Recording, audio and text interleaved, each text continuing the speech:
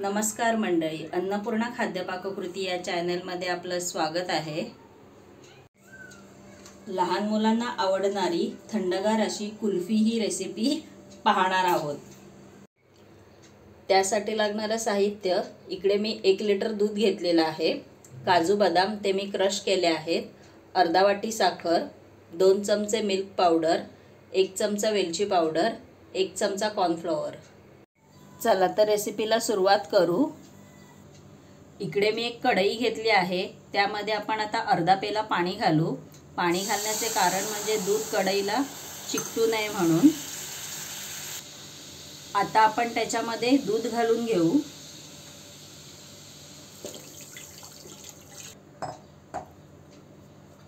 हे 1 लिटरचं दूध अर्धा लिटर होईपर्यंत ढवळत राहायचं। आपण आता ह्याच्यामधला अर्धा पेला दूध काढून घेऊ, एका वाटीमध्ये ट्रान्सफर करू आणि मग त्याच्यामध्ये मिल्क पावडर आणि कॉर्नफ्लॉवर मिक्स करून घेऊ।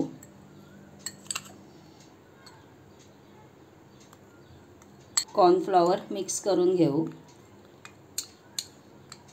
हे असं मिक्स करायचं, त्याच्या गुठल्या नाही झाल्या पाहिजेत। दूध चांगलं आपलं आटलेलं आहे, त्याच्यामध्ये आपण आता मिल्क पावडर घालून घेऊ।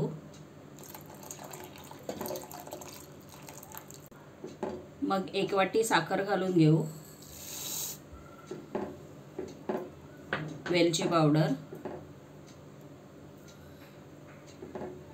हे मिश्रण 2 ते 3 मिनिटं उकळी येऊ द्या या मिश्रणाला। दुधाचं मिश्रण आपलं झालेलं आहे, बघू शकता तुम्ही। आपण ते आता थंड करायला ठेवून देऊ। इकडे मी एक मिक्सरचं भांडं घेतलं आहे, त्याच्यामध्ये आपण आता दुधाचं मिश्रण घालून मिक्सरला लावून घेऊ। दुधाचं मिश्रण मिक्सरला लावून झालेलं आहे, ते आता एका जर्मनच्या कंटेनरमध्ये ट्रान्सफर करून घेऊ आपण। इकडे मी जर्मनचा कंटेनर घेतला आहे, त्याच्यामध्ये आपण आता हे दुधाचं मिश्रण ट्रान्सफर करून घेऊ।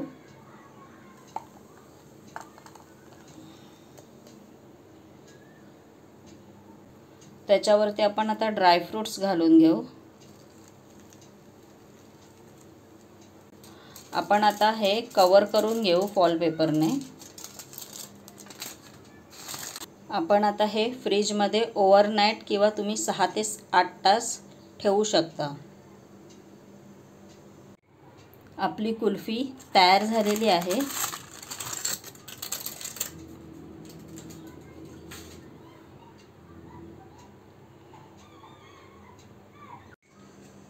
माझी ही थंडगार अशी कुल्फी ही रेसिपी आवडल्यास व नवनवीन रेसिपी पाहण्यासाठी माझ्या चॅनलला लाईक, शेअर अँड सबस्क्राइबर नक्की करा। धन्यवाद।